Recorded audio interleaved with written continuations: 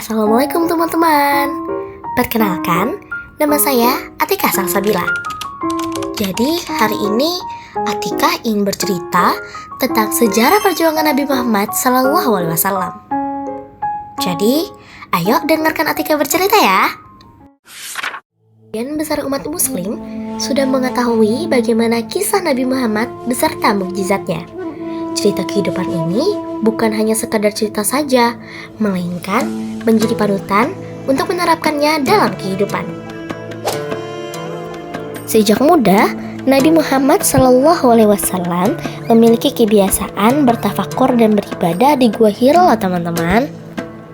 Hari ketika Nabi Muhammad SAW sedang beribadah di dalam Gua Hira, tiba-tiba ia mendengar Jibril berkata, "Muhammad, mintalah perlindungan."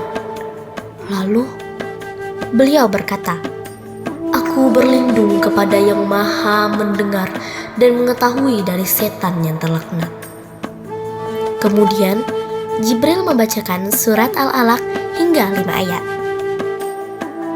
Nabi kembali ke rumah tanpa ada keraguan dan ketakutan. Beliau yakin bahwa yang tadi mendatanginya adalah Jibril, utusan Tuhan penguasa alam.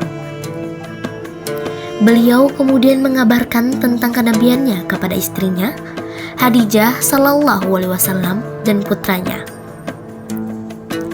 Ali bin Abi Thalib alaihissalam, dan mereka seketika beriman. Allah Subhanahu wa Ta'ala memilih untuk memberikan petunjuk kepada beliau untuk membimbing umat manusia agar sejahtera di dunia dan di akhirat. Allah Subhanahu wa Ta'ala menjadikan Nabi Muhammad SAW sebagai suri tauladan dan contoh bagi umat manusia.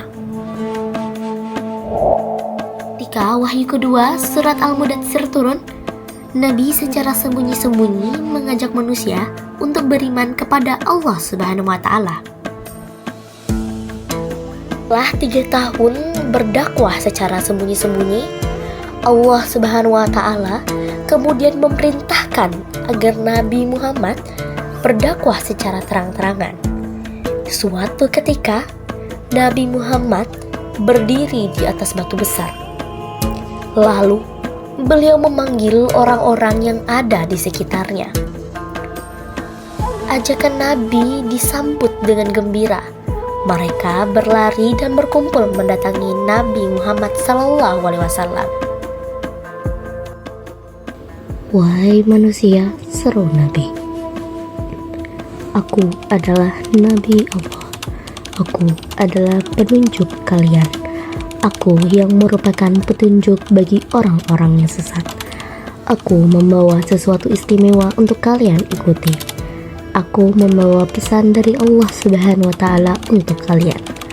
Percayalah kepada Tuhan yang Maha Esa, supaya kalian mendapatkan kebahagiaan yang sejati dan abadi.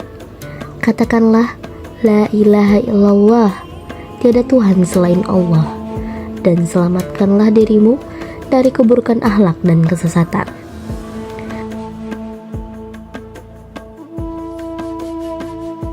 Setelah mendengar hal tersebut, terjadilah kegemparan. Beberapa bangsawan sangat marah dan menyebut Nabi Muhammad meracau. Sejak kejadian itu, mereka yang tidak menyukai ajakan Nabi Muhammad menyebut beliau dengan penyihir dan sesat.